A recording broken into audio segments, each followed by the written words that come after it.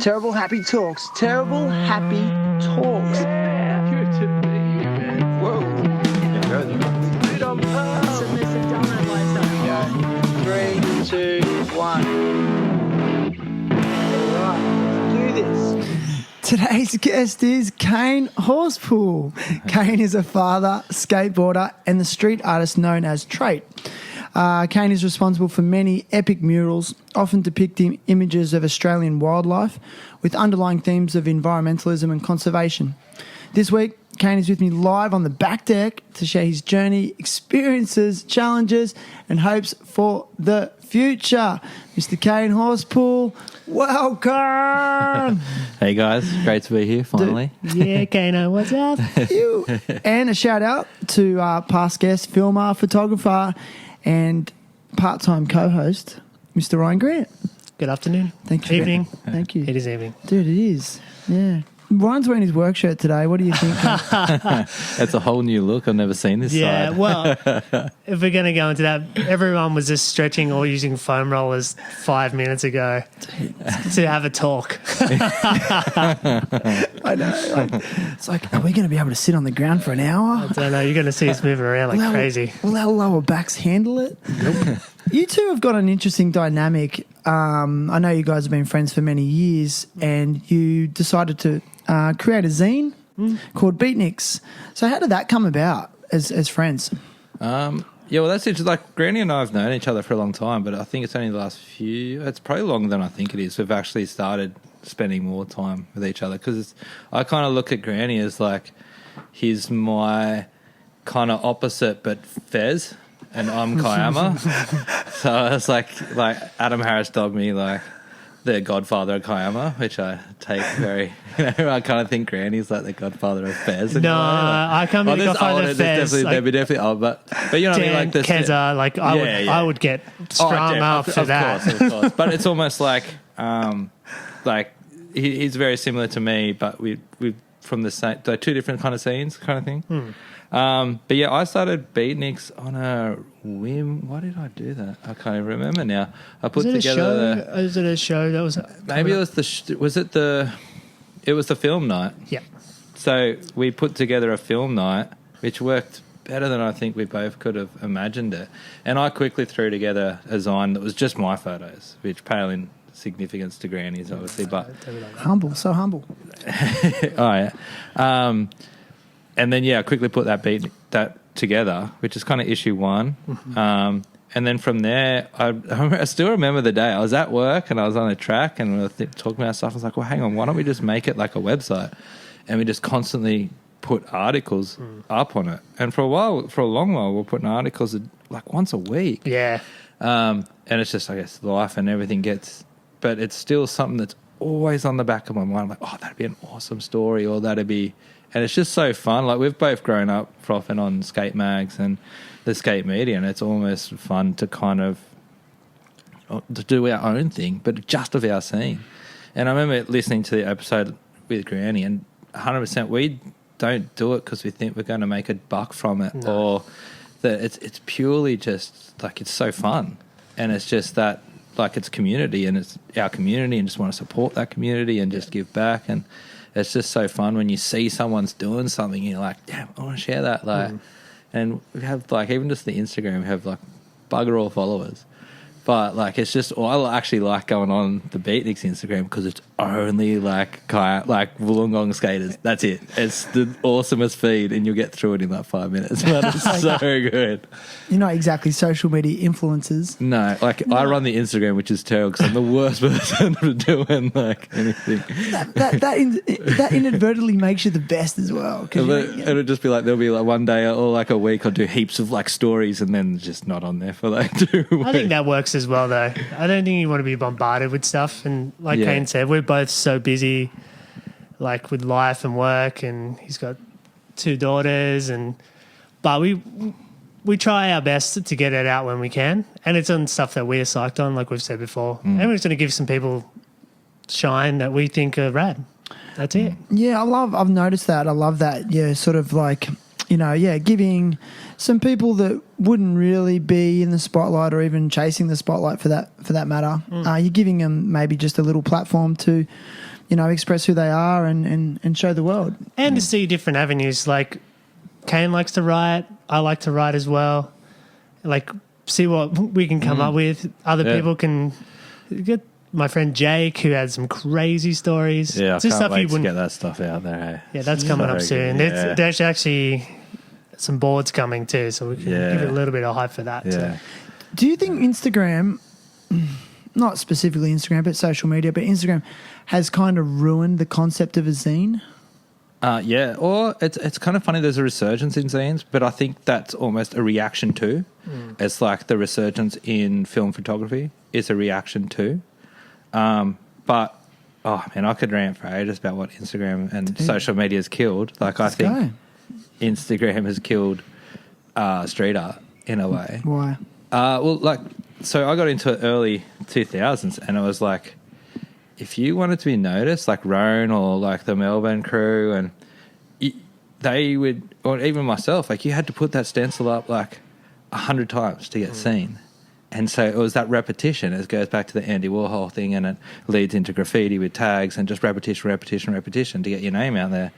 But now you can paint a mural and put 1 million hashtags on it and get the same kind of viewership, but I don't think it has the same effect. So that's where you go about the design thing, it's the reaction to, you're viewing everything through this, like how big that little square is on Instagram. And it's one thing I want to do, especially with next exhibition, is to do just a design that hopefully I'll give it away for free or sell it for nothing. But it's purely just so people can view that thing in their hands, something tangible, you know what I mean? Like I think that it's a reaction to it. And yeah. Also context as well. I think it's the same with street art or for designs. Having a photo next to another photo or within the context, cityscape or whatever instead of your phone is so different. Yeah. And you look at it differently. Oh, 100%. And it's like the context changes. Like if you look at a mural on Instagram, it doesn't do it justice at all. Like, yeah, and there's always no point. It's funny because I've been talking a lot about this new concept of NFTs. Oh, yeah. Now, like, I don't know if you know much about them. I don't. I've been told that I should look into it. Well, because because I kept hearing about it. I'm like, it's going to be the next big thing. It's the next big thing. And to be honest, I still don't fully understand it. Nah. Like, no one can really explain it to me. But what I've managed to gather is that you effectively get the ownership rights of a piece of artwork that's digital only, but you own the original of that. And it's encoded, and I'm just like, but I can still just screenshot that. You know what I mean? And then the thing I don't understand is how do you view that? Because apparently they have like a really big environmental impact as well. Why? Oh, I don't understand that 100%. I'm sure people will be screaming at the podcast right now. But and as I said, I haven't looked into it. But then it's like, how do you view that? Like, if I buy like a print, like prints are awesome because you can afford it.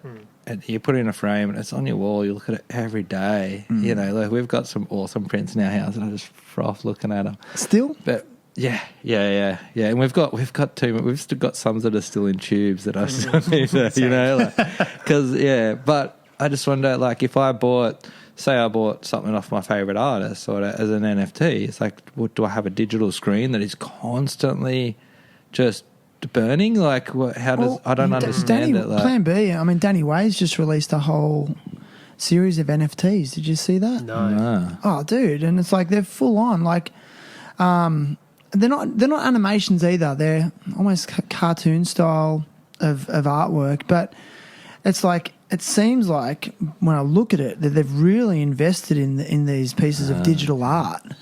And I'm sure there's people listening to this right now going, "You fucking idiot! You're not explaining it properly." Oh, they're screaming right now. Good. But I want to go back to like what you were saying originally. Is like you can like that concept of being able to compare something on a screen compared to actually looking at it in real life. 100%. I like to see the brushstrokes, man. I want to walk up and see the brushstrokes. And I'm like, the ultimate critic, man. I want to look uptight. Like, I just don't know. Digital's just, I don't know.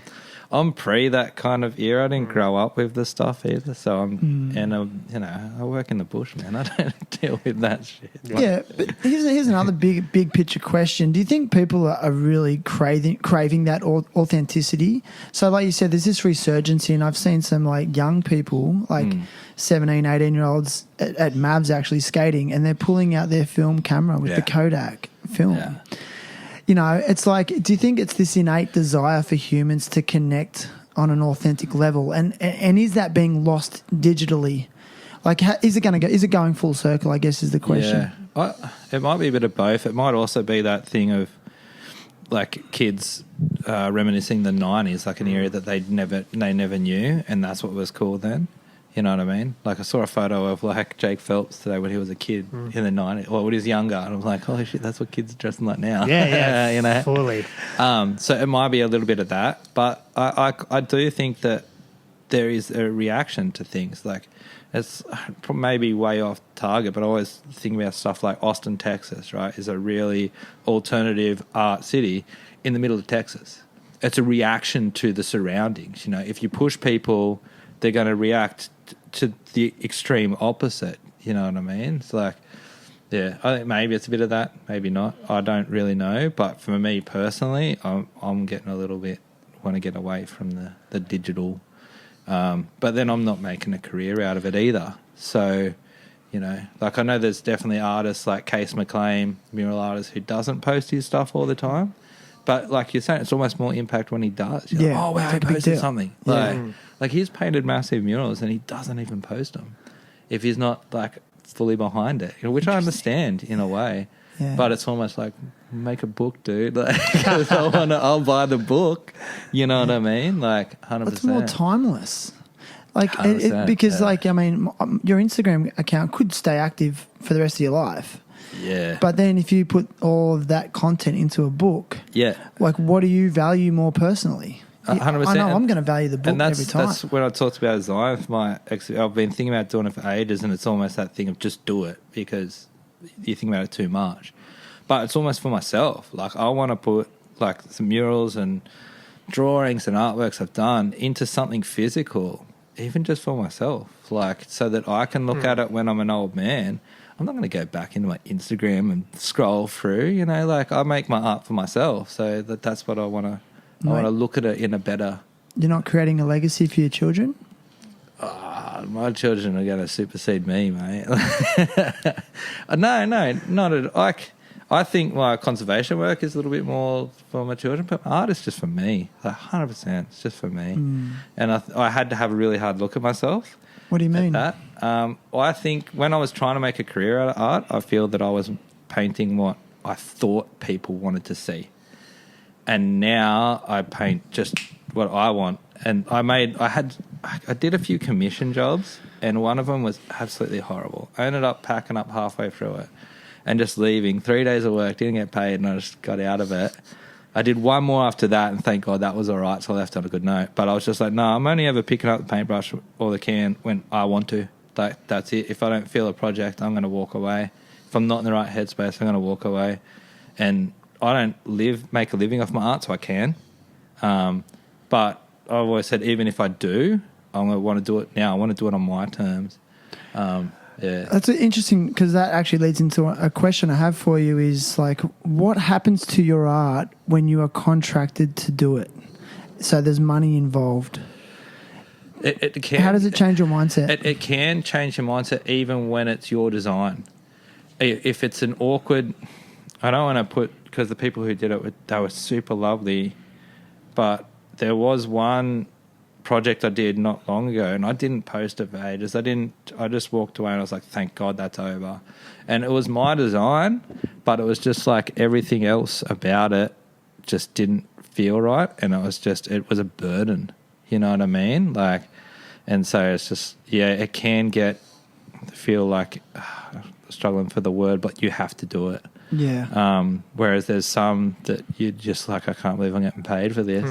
But then there's others, like I did one for Little Fillmore's in Kiama. It's a rad little like jazz bar, like tucked up. The people who run it are just legends. Like shout out to Morgan and Becky, they're just the best. Right. And I did it for free. Just went and painted this, because they also said you can paint whenever you want. So I was like, hell yeah, I'm painting like skulls, man.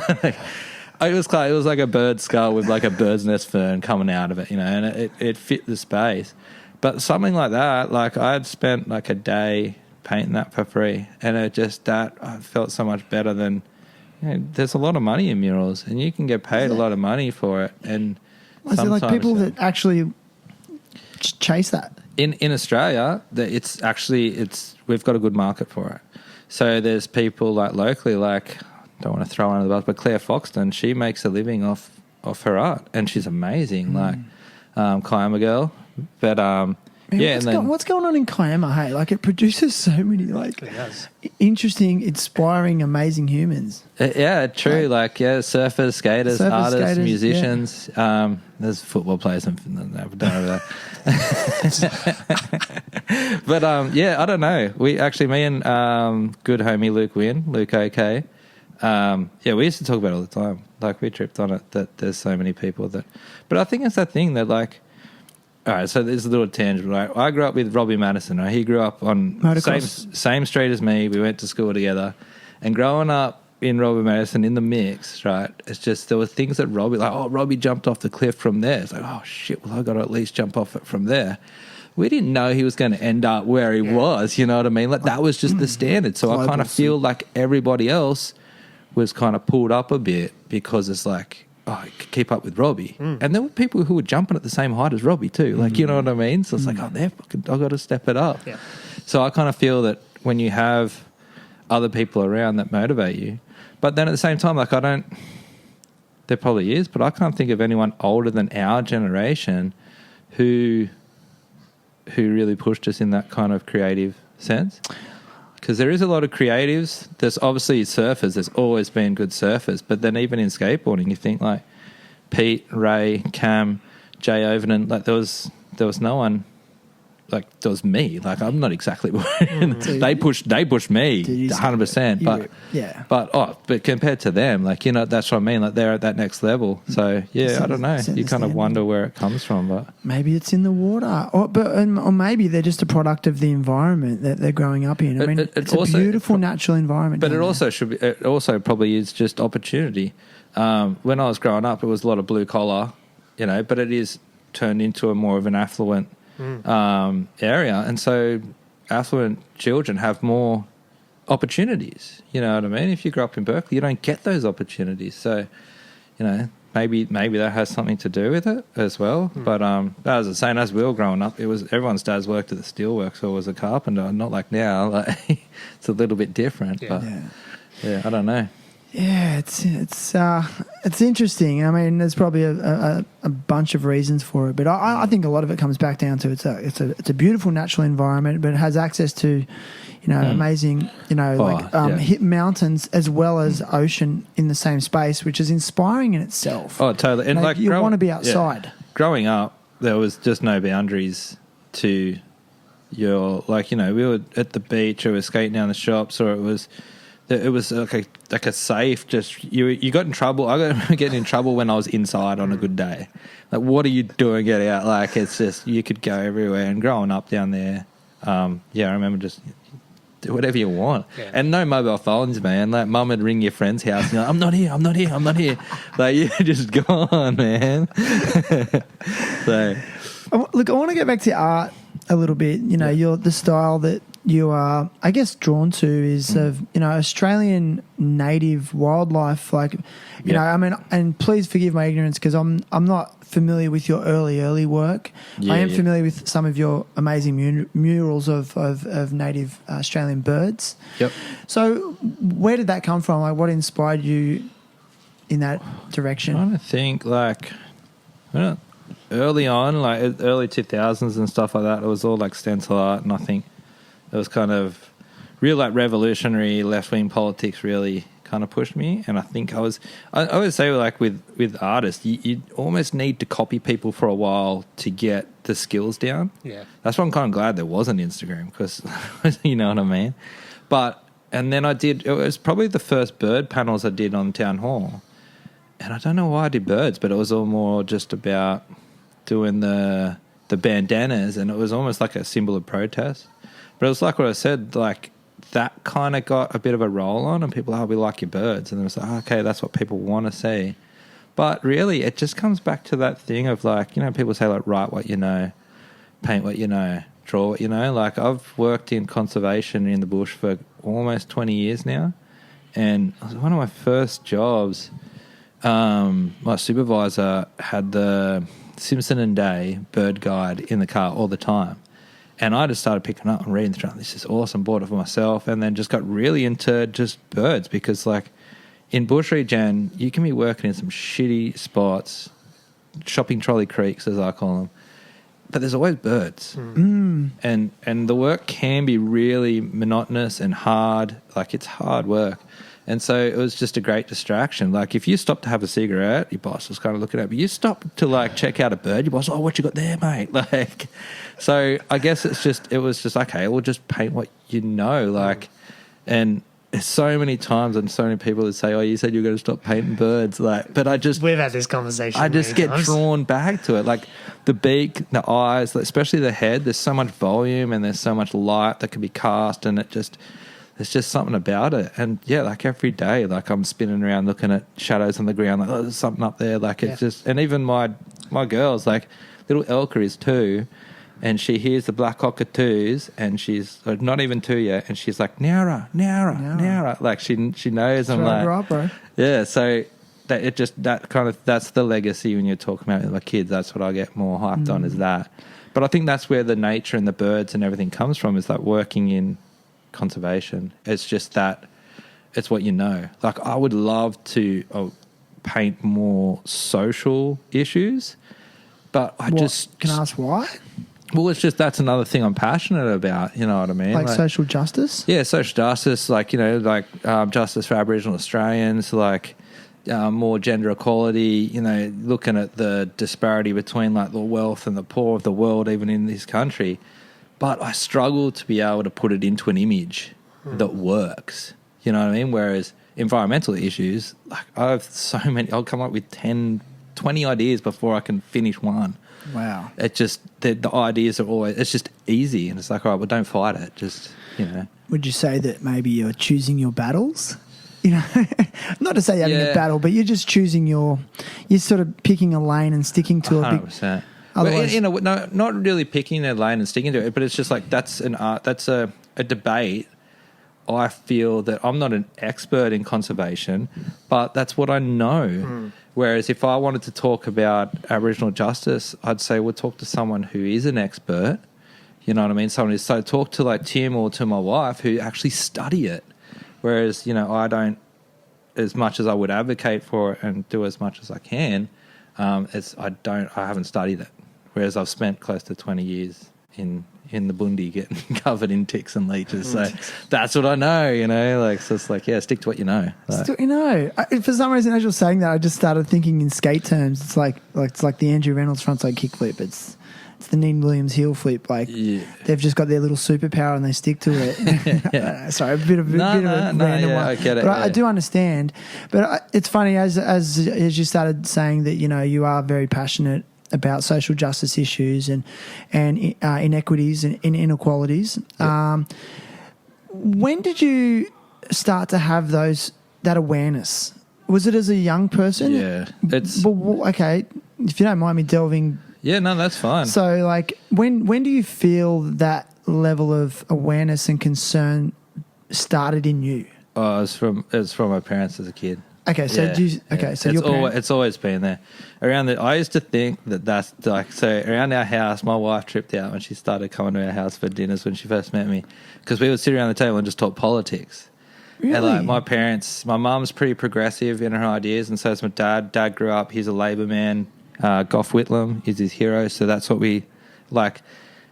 We watch ABC News every day, and then 7:30 report. Like I trip one of the kids that like watching ABC Kids. I'm like, man, this is my TV. I didn't get to watch this. But that's just what we just. And then around the dinner table, that's what we discussed. And so I knew about Nelson Mandela and Charles Perkins and Eddie Mabo, and that were the things we talked about.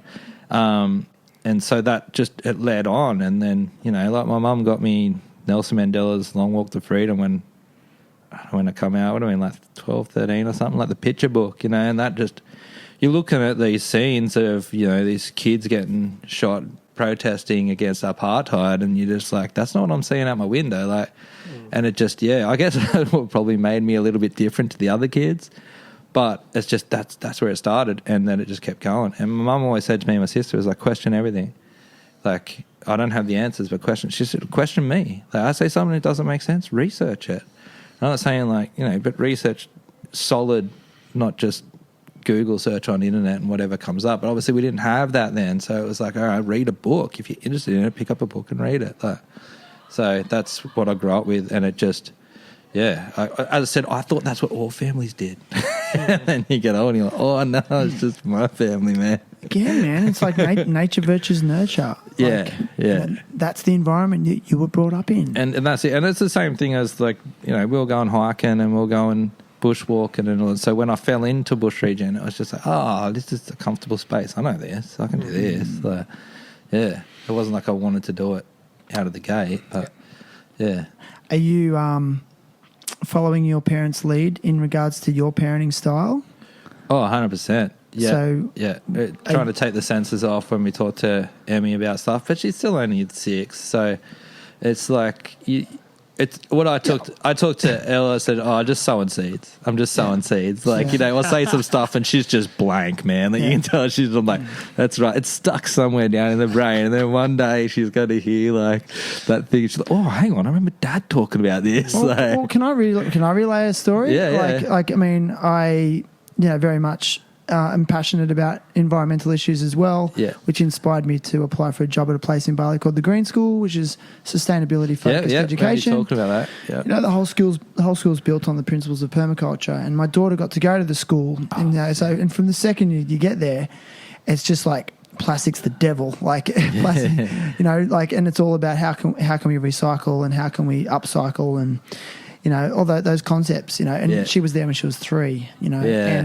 and literally ever since, like, I can't go anywhere with her, and she'll see rubbish on the ground. You know, she's 6 now, going on 7, but even when she was a 3 and 4-year-old, pick it up and she'll go, "Daddy, like, I could make art out of this." Yes. So she's thinking about how she can reuse these things, you know? And it just brings a tear to my eye. Awesome. Like, I feel emotional talking about it because, like, don't underestimate like the impact of the concepts. And I just, like, they are watching every single thing you do. Yeah, it was like Emmy she teaches her grandparents like plants and birds and stuff. Like, she's got amazing plant ID and birds and stuff. Crazy, dude. And I've never forced it on her either. That's one thing I've kind of thought is, like, you don't force it. Like, if they want to do it, they want to do it. Like, it's the same with art and stuff. She wants to do it, and they see what's around them. And especially with drawing, like, Elle draws a bit as well. And I think for kids, if they see their parents drawing, they think, like, or painting or doing something creative, it's not just something kids do. You know, it normalizes the action. And so it's the same with, like, she sees me out in the garden pulling weeds or whatever as a little kid. She wants to come and help. And so she knows the difference. I was teaching the other day the difference between air harder and microlina. It's like all bush regen nerds out there, if they're listening, to just be like, yes. but like, I said this to Tim Conan the other week, though. That's not his real name, but I don't want to reveal his real name. But that's his alias, which I totally respect for whatever reason it is. But he was saying that, you know, like, we're sort of talking about, like, what a motivator to be the best human you can be when you have kids. And I truly believe that kids, your children are your best teachers because they reflect the good and bad in you. Yeah, okay. But I also feel like when you live a life of dedicated to continuous progression and education, you know, you're just going to instill those values on your kids, and you don't even have to really tell them about it. You just have to live it. Yeah, that's right. So I know these might sound like obvious parenting concepts, but I want to talk about them and remind people. No, 100%. Like, when you're talking about childhood stuff, like, I definitely got my creativity from my mum, but I got my work ethic from my dad. So I've never seen my dad just sitting on the couch watching footy. Yeah. He was never that dude. He was always doing something. He was working on cars, or he was building something, or was doing, like, if I tell him there's something to the house, like, it's almost you almost don't want to tell him because he's going to be there. Like, he just wants a project. He just loves it, you know. And that's what I think with my kids is, like, my wife works so hard. Like, she's amazing. Like, especially in lockdown, she was homeschooled and she's got a 1-year-old. She's working a couple of days a week and she's studying social work, like doing all this stuff. And I just think that's the best role model for my daughters. They're going to grow up and just say, oh, you don't just, you know, just live while, you know, get married and do whatever. You know, you make your own career. You do your own thing. Like, yeah, and especially with myself, like I get frustrated when I can't do something. You know what I mean? Like, yeah. I remember she watched football at someone else's house. I was just like, what is this? Oh yeah, that's what like regular people watch, darling. She's like, what's this? Why are these people sitting around watching? They're sitting there for 2 hours. Yeah, because we don't watch anything. Like, we don't watch sport. Like, we don't, you know. Well, that seemed weird, but I just don't have the time. Like, yeah. So to recap, too much to do. Sorry, Kane. Yeah. So to recap a little bit though, so you grew up on the south coast of New South Wales, Australia. Yep. Area called Kiama. Kiama Downs. Kiama Downs. Excuse me. You know, and so you went to school. You went to school in that area. Yeah. Like, okay, how would you describe your school years as a young person? Primary school was pretty much normal. Went to Mcmillan Primary, and then I went to St Joseph's High School. I know Albion Park. Yeah, parents aren't religious. It's just I don't think they liked Kiama High at that time. They had issues with it, so that's why we went there. They were a little bit awkward. I was always the weird kid. Always a little bit out. Never really fit in. Why? Because you didn't like footy? Yeah, also, and just I think because I didn't grow up with the kids. Like, I went from public school to private, and then so I was just a weird, awkward kid, you know. Yeah.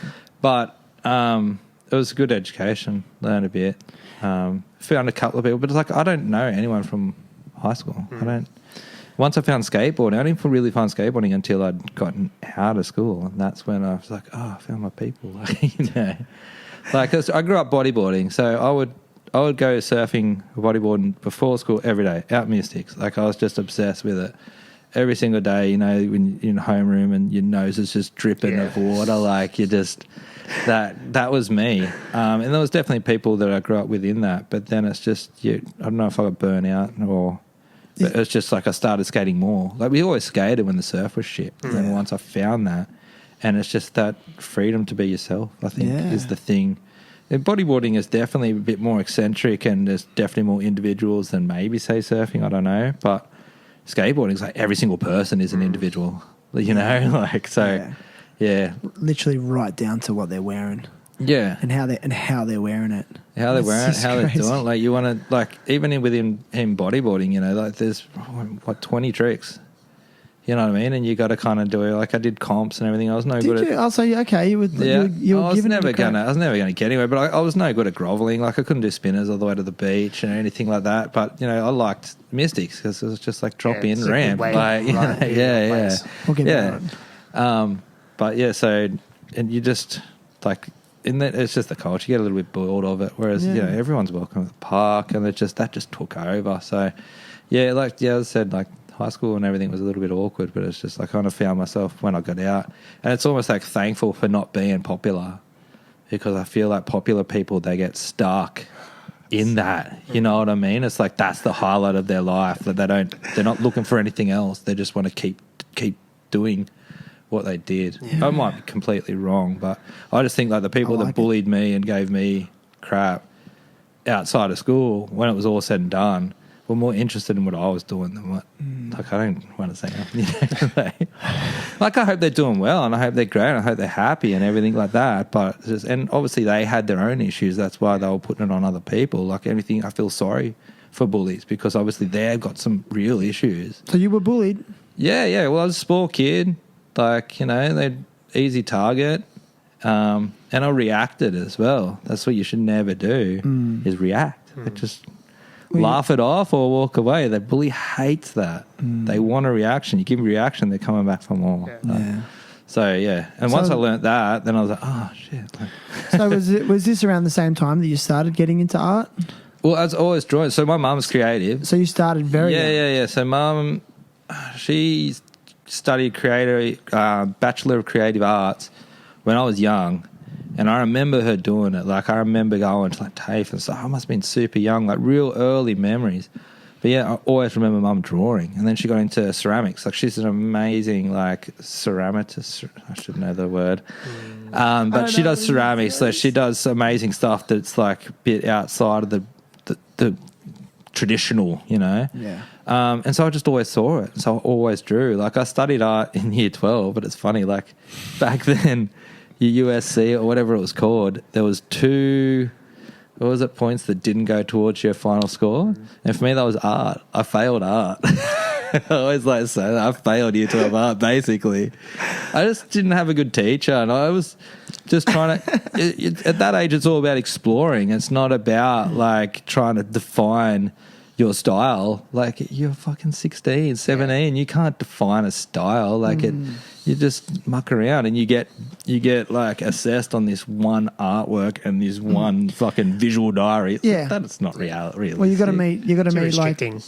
yeah. You got to meet outcomes. 100%. Or it should just be more about like ideas, and just it shouldn't even be assessed. It's art. You can't assess art.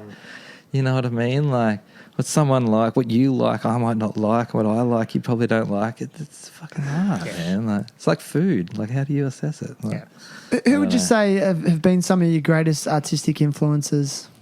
Yeah, so I know it's a big question. I think about that all the time. I do. Well, okay, well, let's try and break it down a little bit for you. Like, what about when you were a teenager? Who were you like frothing on and wanted to copy? Man, that's funny. As a teenager, I think it was just discovery, like I was seeing what my mum was doing, even with my auntie. She did some amazing stuff. So no one of any like... I can't... It would have just been stuff from everywhere. You know what it probably would have been? Like, Mum used to take us to a lot of art galleries, and it's funny, as a kid, I used to hate it. But I reckon it just all rubbed off. And so it was just... But it would have been comic books. Oh, yeah. 100%. Like, that's... If I think about what I was drawing back then... Comic books, like that's what it would have been. Cartoons and comic books is the influence, and then obviously then you get into skateboarding, and it's skateboard decks, or it's the art that's in bodyboard mags and surfing mags and skate mags. Like that's what was influencing. It wasn't me until I moved to Sydney to skate. I got mucked around with graffiti and stuff, but I was just by myself. I didn't have a crew. I didn't have anyone else like, no, that's wrong, that's right, or even this is how you do it. And then one dude showed me how to cut a stencil, and then I started doing just stencils on my own. And then I was like looking around the streets, I'm like, oh shit, there's all these people that are spraying these on walls. I'm gonna beautify the streets. Yeah, well, it was more just like about like, oh, you could put an image on the wall like in 2 seconds, and then it's that thing, like I was obsessed with like bodyboarding, then obsessed with skateboarding, and then just art, become obsessed with street art. I was still skating and still obsessed with that too, but I think like the two really go together. So it wasn't like two different worlds. And it was just like skate during the day and then just like street art. And I just got obsessed with it. And so that's when I started getting influenced definitely by individual artists. Okay. It wasn't until I was like local 19. Local and global? Australian, global, like people like Roan definitely was a big influence early on. Megs, like the stencil art stuff, and of course Banksy. Like back then, I'm not a major fan of what the progression or whatever, like, but definitely like his book Walls and Pieces was like a Bible to me. Amazing. Yeah. So it's definitely like that, but then it just progressed into that. That's what I like to quote Roan, because like Roan was making stencils, and then he pushed into murals around the same time that I think a lot of other people were naturally doing it. And it's just like, fuck yeah, let's just keep it progressing into something bigger, literally. Yeah. Massive. Yeah. Crazy. So yeah, I mean Banksy, like, even for people who are not into art, like he just had such a profound impact on the world. I think like he definitely had an impact, and he definitely was worth mentioning, but Banksy is just like the Tony Hawk. It's like people outside who don't really know the world. It's like, how many times you get, it's the Tony Hawk factor. You know what I mean? But Tony Hawk still does gnarly shit.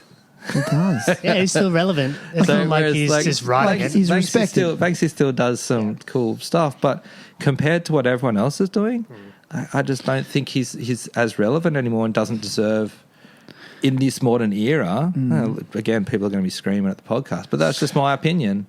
You're allowed to have your opinion. I think people like Yeah. Fintan McGee and Case McLean and guys like that are pushing it way more, like Guido Van Helten and, you know, all those guys, like, are just way more influential in painting really just motivating, moving shit. And sorry, like, Banksy is, you know, come out from the closet and paint some murals, dude. Yeah. It's a different era. You Yeah. know? Like, we don't care anymore. Yeah. You know, going back to that time you said you were doing, you know, a lot of street art and stenciling, was that driven by a motivation to either to build a reputation, or was it sorry if this is a hard question, but were you doing it out of a desire to build a reputation or a desire to progress your art?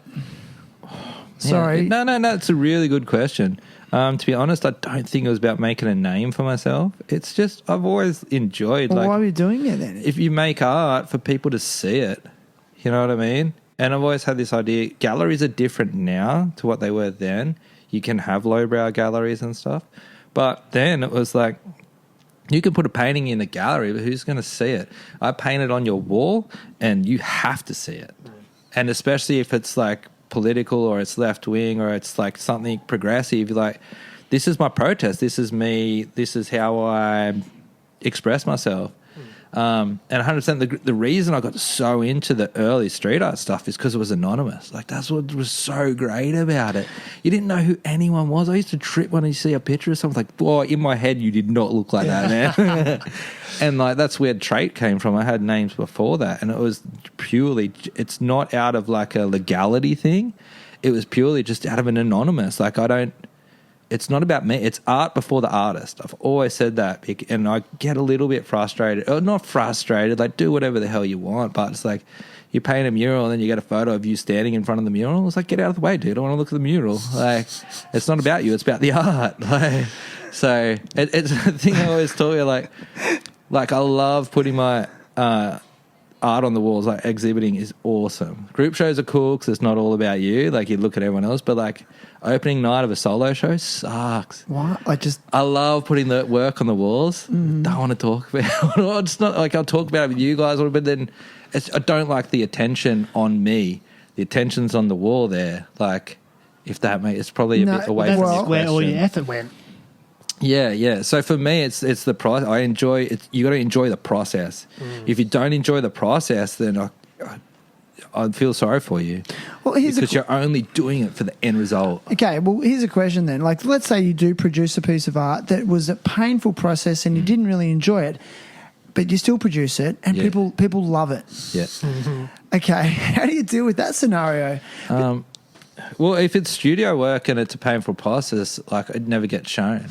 You won't show it. No, it gets painted over and you do it again. Or the one thing I do, if something's really struggling, is you put it away. You turn it around, you put it away. Like, I've got so many half-finished paintings that I might one day roll back out and, like, as soon as you see it again, you're like, oh, that's what's wrong. But murals can be like that. It's because you the whole time you're painting it, it's in the pub. It's being shown as it's being produced, which is the beauty of murals. You can watch. Do you get anxiety around that? Nah, not really. But it's when it starts. Sometimes, pretty much every single mural I do have a moment of like, oh, shit, I'm blowing it. Oh, it's not how it's going, but it's that problem solving that I enjoy. But like, even the one at Warilla, that big one I did there, like, I was so stoked on the final result. But man, that was a whole day. I was hating myself. It was absolutely pouring because I work around the corner and I it wasn't the best weather, but it wasn't so much that. Like, it was, I was struggling with an element that I had put in the mural that it's not a strength of mine that I probably shouldn't have. And then you just get so caught up in it. And then at the end of the day, you should take photos of it. And then you go home and you look at it again and you can break it down. And it wasn't until I got home looking like, that's all right. It's fine. Okay. Well, how do you cope with criticism? And do you get much direct? Do you get much direct criticism? I prefer criticism than compliments. Really? I'm like, I fully. Yeah. Sounds a little It's bit. how you get better. It's literally how you get better. It's that thing. It's like, okay, you like it. What don't you like? I want to get better. Yeah. I feel that the work I'm making now, like, it's all right, but I know my potential is way, way better. And it's that thing when you're so stuck in it, you've got your head in it, you're just staring at it. You want someone to come in and go, that looks weird. You're like, thank you. I thought it was weird Okay, too. but is it also because you're scared of your ego getting out of hand? No, 'cause see, that's the funny thing though. For me, art, I'm not saying you have an ego, but I've been talking about it lately. Like, I get more ego from my work, from pulling on a national parks uniform, than I do from painting murals. well, like, puffing your chest out, going, I get checking out. No, it's more like a pride thing. Pride, yeah. But it's like the murals, for some reason, I just enjoy the process. I enjoy doing it. I will go and I've done it. You go and paint a mural in an abandoned building or like at the back of the skate park or something, and I don't even take a photo of it. I just want to paint. It's like you go for a skate and you don't film a trick. Like, Would you say it's a meditation? Oh, 100%. Yeah. Right. Especially lately, and that's what I've been looking at actually only recently, is changing the process in which I paint and stop trying to force myself to paint a way I think I should. Or in a, like, I mentioned Fintan McGee. He's probably one of my favourite artists. He's really loose in these, and that takes a lot of like guts and skill to be able to do that. And I find myself constantly trying to render stuff like, but I want it loose. But then I just thought, no, just render it. Just render the fuck out of it. Try and make it look as real as it can. Once I started doing that, that's when it became meditative. I can be like in the studio just painting on this one little bit, and then I'm like, oh shit, I've been here for an hour. And it's the funniest thing, I've slowed right down, but I have no time. Yeah. But it's that meditative thing, man. Like, even with the drawings I started doing, just there with the pen stroke and just getting stuck into it, and you look down and you're like, oh shit, I've got to go to bed. Like, yeah. How necessary is having these meditative processes or things in your life such as art and skateboarding to your ability to be a good parent? Oh yeah, 100%. Well, why can you give us an example of what it's doing for you as a parent? The art thing and the skateboarding thing are two different things. So the art is like a fulfillment. It's like I was saying, I have like a million ideas in my head. I have lists in my phone. I have sketches in drawing. It's just like it's this burning desire. I have to get them out. I have to do it as part of, I don't know. Like, I've said to myself so many times, been stressed out and shit, like, we're like, oh, that's it. I'm just going to give up. And I know in my head as I'm saying it, I'm like, no, you're not. It's not right. But skateboarding is just purely physical. Like, that's just like, I went for a little skate at Shell Harbour today and slammed, trying to just, my feet went in the wrong spot, and just, it was a good slam, like slam and just slide and just roll, and I was just like, yes, reset. Yes. Like, that for me is skateboarding. It's just that physical push, that push beyond that fear barrier, that commit. You have to commit, so it's two different things for me. I know what I can do painting. I don't know. You don't know if you're going to land it. You don't know what the skate session's going to create. You know what I mean? Like, it can go anywhere, really. Yeah. You can go to the part thinking, I'm going to try this trick, and then you spend an hour doing some other shit. Like, I believe there's no coincidence that there's so many skater/artists. There is. And so, real basic question here, like, who's your favourite skater/artist of all time? Oh, man. I've asked a few people this question over the... I'd have to say, Ben Horton, who isn't known for his skating, but he owns Slave Skateboards. He's one of my favourite artists. And that inspires me so much, because he's an artist. He started a skate brand. But I've never seen him ride on a skateboard. Okay. You know what I mean? Yeah. Okay. But then, there's so many. Like, Lance Mountain's one that comes straight to mind just because I have one of his boards on my wall. That Brian Anderson... fucking anti-hero board that he drew. So it's like fucking three of my favourite things right there. Yeah. But the funny thing is with art and skateboarding, and that's why I was so stoked. Like, recently did that thing for Ray. Because can you just explain? Well, can I explain to everyone? So you've recently had one of your artworks, printed on New Pro Skater from local area, Ray Mackin, which is amazing, dude. Oh, yeah. And tell us how that came about. So, I've known Ray since he was 10. Like, literally seen him little. I forgot, someone mentioned it the other day. Like Little Ray. I'm like, yeah, that's right. That's what we used to always call him, was Little Ray. He's not little It's like, anymore. dude, he's taller than me now. And always, everyone who knew him always knew what was going to happen. Like, talk to Jay Overton or Cam or Pete. They always knew. Like, we took him out skating when he was young because you just knew. And, yeah, he hit us up because he knew that it was going to happen with FSC. And he talked to Steve McInnes there. And then he hit me up, and then Steve hit me up, and I was like, fuck, what an honour, like 100%. Like, I'm so keen to do this. And then I had an idea of what to do, and then Ray was like, oh, no, kind of like this thing that you did, that Andy Roy board that I did. I'm like, fuck yeah, let's do that. So then we took a portrait and everything, and then I just, mucked around with it and made, obviously, it's like his face with a skull, like, so But fucking you can tell it's skater. him. Like, Yeah. I was And stoked that people were like, oh, I saw Ray straight away. I'm like, it's fucking like a skull and a beard. That's sick. You really captured the. I mean, I don't know him personally, but I straight away looked at that skull with the wearing a beanie and a beard. I was like, you've just captured the essence of that guy. Yeah, cheers. I was feeling that because now my he's question got. is, like, that takes years to refine that ability to capture the essence. Oh, 100%. It takes failure. It takes a lot of failure. Sorry. But the thing I was going to say with like skateboarding and art is that the art I make, I've never really saw where it could fit in skateboarding, because that's what I was going back to, that skater art thing. I love seeing that stuff. I love Gonza's art. I love like all that, but it's not really what I do. I'm more in the realm of realism, and you think around, like, it's not the only place I could see my art would be Slave. It's the only place I could see where it would work. So when they hit us up for that, I was just like, hell yeah! Like, if this is going to work, then yeah, that's what I want to do. Sick. So yeah, it was like my first board I've done. It's Ray's Pro board, and it was just it was such a sick time to go down and then see my art on a board, and then think, hang on, no, it's not about me.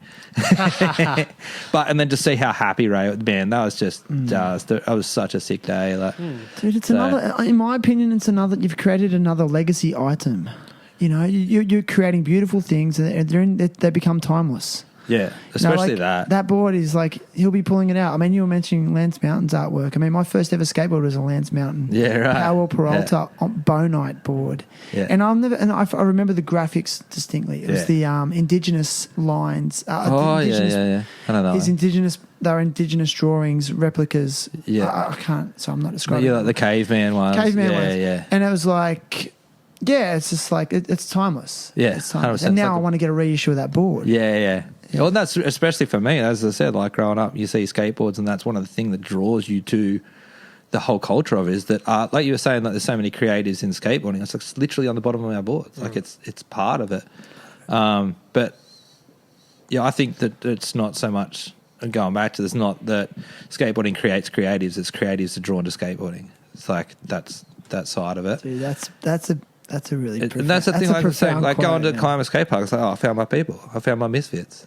Like, I'm like you dudes, like I'm like everyone here, like it's just a bunch of misfits. But I really identify with you because I grew up probably an hour south of you in Nowra, you know, and very much a little bit more inland, but very much it was just a footy town. Yeah. And also because there's a little bit inland, like a lot of people into cars, you know, and I just couldn't identify with anything, you know. And same thing, like skateboarding just saved me and it gave me somewhere to be, you know. And I think it's just, I mean, we know this as skateboarders, but it's just, I feel so grateful for it every time I hear it. And you're just another example of that, you know. It's like a safe space. Yeah, it is a safe space. And that's what, when you were talking about like the Wollongong scene and everything in your last one, I think like if you think about like the people, like if you just three, so Ty, Lennon and Ray are three complete individuals just doing their complete own thing, like dressing the way they want, doing their thing like that. Yeah, it happens a little bit in surfing, but like where else would that really happen, you know? And that's what it means. It gives you the freedom to really be yourself. And it's taken a while for skateboarding to open up to like LGBTQI community and like women in skateboarding, but freaking embraced it the last couple of years. Like finally. Yeah, it's finally, but it's like it's almost gone, like there's nothing more punk than like a female skater in my mind. Like, you know what I mean? Like that's, especially if you're going to the park and you're going into that. It was a male-dominated area. It is. You know, I bought my first female pro skateboard, my current board. Because I was like, sick. I mean, I like the Brianna? shape. It's Brianna Gearing. Yeah. Gearing, is it Gearing? yeah. Gearing, Yeah. Gearing. Again, Sorry if people I- screaming at the excuse me. podcast. And I just Good went, impossibles. and I was like looking Sick one. at trying to choose boards, and I was like, well, I like this is the dimensions I want, but I'm like, I've never owned a female. Yeah, true. And I want to support female pro skaters. Yeah. And ironically, she rode for girl. Girl. You Yeah. know, I which is love my a girl favourite on comment. girl. That's so sick, hey? It's so rad. Yeah. But I But yeah, think, no, 100%. It's like the Alyssa Steamer board. I so want that Baker board. Because growing up, Toy Machine Welcome Yeah. to Hell was the first video I ever saw. Was it? Yeah, I did. And Alyssa's Wow. always been one of my favourites because of that. Yeah. And it's just she crawled so they could walk. You know what I mean? She Like, did. she broke the barriers. She kicked the door down. oh, Yeah. and the height of, you know, like, And look at it now. in the height of a really masculine time in Oh, skateboarding. 100%. But even like Lizzie Armano, like, I was probably saying her last name No, wrong. I think you're right. Oh, Marta. She used to compete. I remember I went to Manly. She competed against the guys because there was no women's bowl section. So she would compete against the guy. And I remember watching one once, and the commentators like, oh, and like there's going to be a lot of sore guys going home today because like she wasn't just like a token. She wasn't ripping, yeah. She was up there, like Yeah. you know what I mean. Like she Yeah. might not have made the finals Yeah. or won, but she was definitely beating a heap of yeah. dudes. Yeah, no one was saying, oh, she skates good for a girl. No No, one was saying she's that. just one of the best backside airs Yeah. ever, just straight up. And now look at women's skateboarding. Yeah. That there's a whole bowl, a women's bowl. Like Vans Park has men's and women's. You know, but amazing. when Lizzie was coming up, that wasn't there. She again kicked that door down. You know, That's how I feel about in surfing, like Steph Gilmore. 'Cause Yeah. I've seen her surfing videos and stuff, but then I've seen her surf live. yeah, You know, and I was just in such awe of her style and her grace. And I wasn't at any time, because this is what we've done. This is what us dudes do. We go, oh, she surfs good for a girl, or she Yeah. skates good for a girl. You know, like, and I'm like, I've caught myself saying that. Like, I feel like such a fucking tool for Well- saying that. But then Steph Gilmore just fucking clicked for me. I'm That's like, good. doesn't matter just what good. gender you are, Yeah. you are amazing to watch. Yeah. And then there's this other surf. Sorry to talk about surf now, but there's this longboarder called Josie Prendergast. She's a female longboarder, and oh my god, like style and grace for days, and it's Yeah, just right. pure engagement. Okay. Anyway. No. But then going back to what you're saying about Ty and, you know, Lenny and those guys, same thing. Like, what makes someone engaging? Yeah. Can you tell me?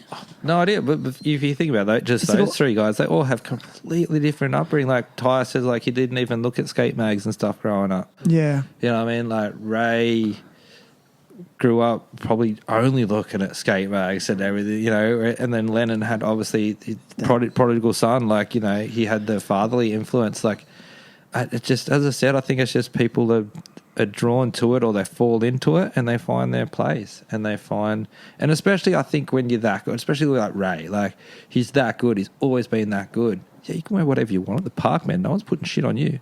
That probably has a little bit to do with it too. Like, oh, Ray's wearing overalls. Sweet, I might get myself a pair of overalls. Yeah, fucking skate that good. Sick as Can fuck. I switch front side flip like that? Like, I hate to say this, man. I'm going to say it, but like, I don't do that with Nigel Houston. Like, Yeah. I'm sorry. Like, No. he's amazing. I Yeah, always say this, yeah. amazing skater, but yeah, I don't look at what he's wearing and go, oh, I want to dress like that. But then, like, for example, I've seen Lenny at Fairy Meadow yesterday, the day before, and like he just turned up in like his corduroy pants and I don't know, green shoes, like blue corduroy pants and Yeah. green shoes, and I just went, fuck, like, why didn't I think of that? Because you look so fucking good. You know what I get it. mean? Like, I get the feeling though, if Lenny never discovered skating, he would have been doing that anyway. You know what I mean? Like Yeah, you from can't- Lenny, same as like Ty and Ray's probably the same as well. Can't That's probably manufacture who they were, dude. Yeah, it's their Like, personalities. they That's would have got what into you see. punk, or they would have got into something else. Like it just, yeah, I think it's just, yeah. But I guess the question is, like, how do you give someone the space just to really be themselves, especially in our society where we do have to conform, like, or we're made to feel like we have to conform. Oh, You that's a know, hard and one. also by our even by our family and like and family values. I think a lot of young people feel like they have to conform. So when I'll talk about Lenny. I mean, look at his influence, like his dad. I'm guarantee his dad just probably gave him free rein to Yeah, really yeah. be who he wants. Like, Yeah. and I just think personally, as an educator, as a teacher as well, I just think, how can we create spaces for young people just to be to have that time just to be free and find that authenticity within himself? I think it's a little bit of two things, that they need to have the space, they need to have the opportunities, but they also need to be taught how to deal with criticism and how to take that and not let it. So, like, I've never had a problem exhibiting my art. For some reason, I'm fine with that. I'm fine with putting my stuff out there. I guess maybe because when I was younger, I learned how to deal with bullies, and I learned just ignore them. Or if someone doesn't like it, I don't give a shit. There's 10 other people that do. But you definitely need that space. Like it's like being at Mavs de Savo and seeing just all the tags and just thinking your Wollongong Council should have turned this into legal walls straight away, and then let it be a place where people can come and spend 4 hours painting a piece rather than have to do a quick fucking throwy and a quick tag. Yep. Give them the space. Like Canberra has something like 40 legal walls. We've got one in the whole Illawarra. Forgive my basically. ignorance, though, but in that community, like, is a legal wall respected by taggers? I'm not You at don't wanna all go going to. No, I will, but I'm just like I'm not going to talk for graffiti. Okay. I never would, but I'm a massive fan of it. Like, I have no problem with tags. You can tag my fence if you want, kids. Go for it. But what I know, so Kaima, this is a perfect example. Okay, Kaima Skate Park, the back of the stadium used to be a legal wall, and that's what I learnt to paint. I know Claire Foxton has painted. I had to remind her that she painted there once, but. People every week you would come up and there'd be a new piece and it'd be sick. Like I remember once I painted a piece and I didn't have a camera with me before camera phones and shit. And so the next day I come up to take a photo and there's dude painting over it. It was just that quick, you know. And then all of a sudden one day, two of my mates were painting up there and the cops come up and arrested them. And like, dude, they had boombox and shit. Like they're not trying to be stealth. And like, this is illegal. And they're like, not anymore. And the case ended up getting thrown out because they fought it. Because if you fight it, then the council realised it's not worth their money. But as soon as that happened, that's when the skate park started to just get bombed with tags. Because I can't come up here and paint for 4 hours with my mates. Fuck it, I'm going to come up at night and do 40 tags. They just want to paint. You know what I mean? And once you criminalise an activity, you make criminals of the people who enjoy it. Like... as I said, I'm not going to speak for graffiti, but it seems like in Europe, where it's a little bit more accepted, the scene is less kind of violent or criminal. You know what I mean? Like, as I said, I'm not going to speak for graffiti. I can't, and I have so much respect for graffiti. Yeah, and I don't want anyone to be screaming at the podcast. You know, but you know, I'm sorry. A lot of people say that on this podcast, like, "Oh, I'm going to cop shit for that." Well, I'm not worried about copping shit. I just don't want to.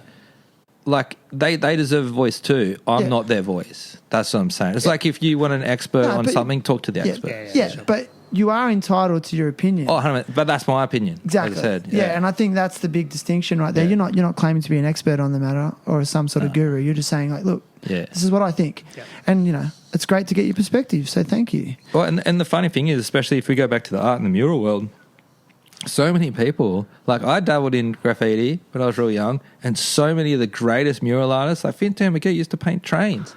Like they all came from that same world, and it's so funny. Everybody would get it. You paint a mural, like, I love what you do, but I hate that graffiti shit. And you're like, well, where do you think I started? How do you think I learned how to use a can? Like, and a lot of the mural programs are designed as graffiti prevention. So in the one hand, I feel, you know, I'm taking money from the council because they're trying to prevent graffiti, when instead of trying to prevent it, why don't we include them? Like, where the only reason I learnt to paint the way I did is because I had Climate Skate Park. As we said, I had a space. I had a space that I could go and I could try and get bigger. I did my stencils up there, and then I started to go bigger and tried to actually paint full-size pieces because I had a space. I had an opportunity. Yeah. But if you don't have that opportunity, then how are you supposed to ever get beyond the tag or the throwy? Yeah. You know? Would you consider yourself an activist? No, because I'd want to be, but I don't actually get out there and protest. I don't actually, you know, I'll paint artworks that might be seen as that, but it's really, that's just my release. Art's my release from all the frustrations and shit. So, yeah, not really. I'd love to be. Do you think, like, yeah, because you did say earlier in the podcast that, you know, that you were you wanted to convey, you know, like raise awareness about political issues. Do you think your art has sort of waned away from that a little bit? No, actually, or more? No, It's do you see where I'm trying to go with this? So I don't know if I worded it that well. No, that's right. Yeah. If anything, one thing when I said I've like looked back at my art and I've taken a real solid look lately, is that I've actually taken the censors off. The works so my last solo show that I had, it was well, like I sold most of the works, but I wasn't happy with what was on the wall. I painted what I thought people wanted to see. The next shows, there's going to be paintings that are not going to sell. No one's going to want that on their wall. Can you explain why? Like, what? Well, like, okay, the one I'm working on. Polarizing? No, it's just the one I'm working on at the moment. It's like a human heart attached to like petrol bowsers with like birds covered in oil. You know, like who wants that on their wall? I mean, but the funny thing is, when I say that though, once I started taking the censors off, like I would put that on my wall. Same, dude. I'm just listening to going, actually, no, I like that. So it's like that thing of like, yeah, take the censors off and paint what I enjoy, and people like myself, like you guys will enjoy it too. Yeah. But at the same time, it's yeah. And if they don't enjoy it, well, then they're not your people. Yeah, I'm not making the art for them anymore. It's purely for me. Like, you've made a good artwork when you can't stop looking at it yourself. No way, dude. Yeah, that's who I kind of prove. So rad. Yeah. It's like Powderfinger said, like, they know it's a good song if they all get goosebumps listening to it. No way, like, dude. I fucking like that. Yeah. If you're not getting vibed off it, like, I kind of feel sorry for you that you're not enjoying the process. That's interesting for me. You've just sort of hit me sort of deep there. I'm in no way an artist or a creative like you or Ryan, but I've had moments with some of the podcasts I've done, and then I often listen back, and also I do want to improve my craft. Yeah. But there's been some podcasts that, like, and most of the time I'm listening to them going, I fucking hate myself. Like I sound so bad. But then there's been a few podcasts where I've actually listened to it 3 or 4 times. And right. And I went, and because I love the messages that are being conveyed by my guests, but I also like how I was able to get that information out of the guest, So it's kind of like I can relate to you because it's like I actually feel like we might have put something good in the world, like some sort of good message. Yeah. So you're like a facilitator kind of thing. Maybe, but I just went off on a tangent. No, I was just really vibing with what you were saying. So can we? I think you're saying you weren't an activist or protest. You can do that through your art, though. So I think that's your message coming through. 100%. But that's from me. That's not what I feel. Like I feel like it is just a release. If it's conveyed that way, and if people were to use it that way, I would be freaking stoked. And obviously that's the point of it a lot of the time. But it's just that's not. I feel like I could do more. This is your form of activism, dude. Yeah, because you care. Yeah, true. But like that's what if that's what motivates you as well. True. Yeah. You've been busy, so can you tell us a little bit about the recent collab with DC Shoes? So that's rad, dude. Yeah, that was really cool. So again, Luke Wynn, friend that I grew up with, we did Lar Division together. Super creative guy. We've bounced off each other so many times. He's worked for Billabong and Mambo, and he put the links out. So they were looking for an artist, and he suggested me. And then Sarah, who I work with, DC, she was awesome, super patient, because they kind of saw what I'd done and they liked it and they thought it would work well. But also I paint. I'm not a graphic designer. Yeah. So it was a little bit, for them, I think it might have been a learning curve as well. And especially for me, I learned so much from that project. So can I describe the art piece? Yeah, Or do you want to describe it? No, you describe it. Yeah, it was pretty. They had like an idea of what they wanted. Yeah. And I'd already painted Crown. Shout outs to Crown. I painted the panel there, and I painted snake with roses, like a red belly snake with some roses. Because again, Brett said you can paint whatever you want. I'm like, fuck yeah, I'm gonna paint a snake. No one ever lets me paint snakes, dude. So and they saw that, and then they were like, well, we want something similar. I'm like, I've got this idea, and I did some basic, I think, Photoshop mocks. Yeah. And showed them, and they're like, yeah, that'll work. And then I got busy painting it. So that's actually on canvas, and painted it, and then took photos, and then mucked around with it a little bit, and then painted the DC Shoe Co. actually separate, and then introduced it. at first I painted it and then painted back over it, and it was just a funny process. 'Cause they're like, oh, can we just change like this? I'm like, oh, I got to paint another element at it, or it's not just so. It was a learning curve for them and for me, but it was definitely. I think the end result looked sick because sick because it was painted. They did a little bit in the printing, which I think makes it a little bit better. So. Dude, but it was just, I was hyped, man. It was DC shoes to get the opportunity. Like, I'm an absolute skate nerd. Dude. And like I said in the post, what DC's been doing lately with, like, the social work they've been doing with, like, Spin Effects and, like, Cuba Skates and doing stuff with mental health. Andrew Huberman, who we were talking about before, they've been doing some great stuff. So DC are doing that, are they? Yeah, they're doing some awesome, It's interesting because I personally went off DC. Like, I mean, because I used to love them back in the day when they first started. I mean, I had the very first pair of DC shoes, you know. Yeah. We used to think DC stood for Danny and Colin, but, Colin McKay. We found out later it was Draws Clothing. But then in recent times, they kind of went mainstream. I think they got bought by, was it Quicksilver or someone like that? They got bought by Quicksilver. Yeah, and I kind of went, but then to hear that they're... Yeah, and I mean, I know Danny Way's affiliated with them again, and it's I don't know. To hear you say that, I didn't know that. Yeah, I didn't know much of that stuff. I just looked at the team they had when they kind of rebuilt it. Wes Kramer and Evan Smith and Tristan Funkhauser, like they're some of my favourite skaters. Is Tristan Funkhauser on? Yeah, dude, he's been on since he was a kid. For some reason, I thought he was on Vans. No, I mean maybe he's not anymore. I'm pretty sure he's on. But anyway, I was just hyped to be part of that. Like as I said, like the 15-year-old me was just frothing. Even when it got a little bit stressful, I'm looking at it, I'm like, it's fucking DC shoes, dude. It's a cool opportunity. You get those, like I was saying, like you get the opportunities now, and it's like, I'll take this and I'll throw myself into it. If I'm not feeling it, I'm going to walk away. I'm just going to say sorry. Like I'll find another artist, or I'll help you find someone, but if I'm not 100%, it's not worth it.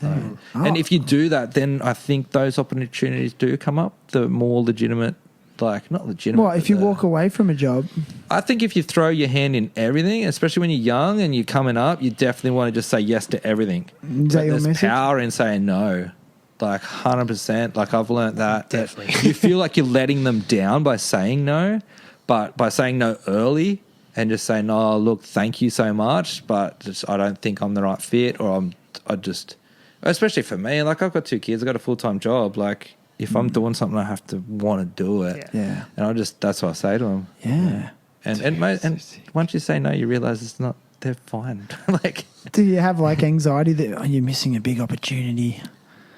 Well, not really, because as I said, for me, it's not about. As I said, if it was a career, if I was trying to make a career out of it, then I probably would. But I just do the shit I want to do. Like, because the thing I try to tell, like people always say, "Oh, but I'll pay you. It's like the money's not the issue. Like, can you pay me in time? Can you give me 3 days time? Like, worth more. You got to go work for me and do. Like if it's shitty, you're going to put your name on it. Yeah, you know. I can imagine Kane would be like, on that day, I could be doing something I want to be freaking doing. 100%. And it's like I've got a million ideas in my head that I want to get out. Yeah. By doing this other project, that means I can't work on that. So, for me, I just want to get the ideas. I just want to get all these things done. Yeah. I had another artist on here, James Mcmillan. He's more in the surf art realm. He used to do art for Volcom. James, with Aussie Wright. Yeah, Aussie Wright's. He's like when I think about the individual in surfing, that's it straight away. Yeah, Aussie for sure. Yeah. So James Mcmillan, just the loveliest guy. But he relayed a story about how he got paid for his first art. Someone wanted to give him money for an artwork, and he goes, "Oh, holy shit!" He goes, "I paid the rent for 2 weeks. I was able to go for beers on a Saturday night, and I was able to eat out like takeaway, Yeah, wow. And then he's like, I just have to do that once a fortnight, and I'm sweet, And he said he tried to do it, and he said all of a sudden he couldn't stand holding a paintbrush, and it was just, and then so he did. He stopped doing that. He just went, I'm just going to do it and work off my intuitive sense, and if it's feeling good, I do it right. And then that's when he said his career really took off. He said that's when he started to get his shows in Japan, and I think affiliated with Volcom and working on I think they're doing storefronts for Volcom, him and Aussie Ride or something. But I just thought it was really, it's very much in the same line of vein of what you're saying. So yeah, you got to believe in what you're doing, I think. So what would be your message to some upcoming artists? Oh, as I always Just say, everything you just said, like fail over again. It's like skateboarding. You got to fail to get. It's exactly the same. Like my wife showed me a picture of art that I'd done 10 years ago, and I was just like, burn the phone. Like it was so bad. It was insanely bad. And I used to do like live art stuff with like mates who had hip hop gigs and stuff. I was like painting this shit on stage, this shit. But that's the thing, like, but that filled me with so much. I'm like, fuck, look how far I come in 10 years. Like, imagine what I'm going to be painting when I'm 80 if I make it. Like, you know, like that literally fills me with, like, kind of joy to think, like, I have so much more to learn and get better. the journey. Yeah, so it doesn't matter what you're painting right now, like, paint shit. And the other thing I would tell a young person is, like, try to make a mark every day. One mark, make a mark every day. That's the motivational thing, is like if you don't feel like drawing, you don't feel like, just make one mark. Go and make one mark. I guarantee you that mark turns into more. Train the muscle fibers, really. Well, no, it's just about like getting that motivation. You make one mark with a pen and you're like, oh yeah, but what about, what if I did that? And then the next thing you know, it's like an hour later and you're still fucking drawing, right? But my brother-in-law, who's a personal trainer and fitness, like, dude, he says the same thing. Yeah, it's like if you're trying to get to the gym, don't think about doing the whole 2 hours session. Just go and, I don't know, do a push-up. Guarantee you'll do more than one. Yeah. Like, it's just, yeah, it's a motivational thing. But yeah, awesome. I got put onto that early. And so I make a mark, I draw every single day. And there has been days where I literally just go, oh, I got to make a mark. I'm so tired. And you just make the mark and you just literally go to bed. You're like, but you feel good about yourself in that there's those times when you don't and you just, oh, I'm too tired. I'll just sit on the couch and watch telly. And you feel terrible because you haven't, it's that thing, that progression. Like, I want to get it out. I want to get it done for myself. And it's just, if you don't do it, you feel terrible that you're failing kind of thing. Like. It's like brushing your teeth. Like it just becomes part of you. Like it's just like part of you. Like it's like part of who you are, your whole being, and you're living it. Yeah. Dude, in a way. So yeah, good. That's what I always tell young people: just fail. Put it out there, fail. Just love criticism. Yeah. Don't seek compliments. Because it takes a lot of courage to put yourself out there, man. Like you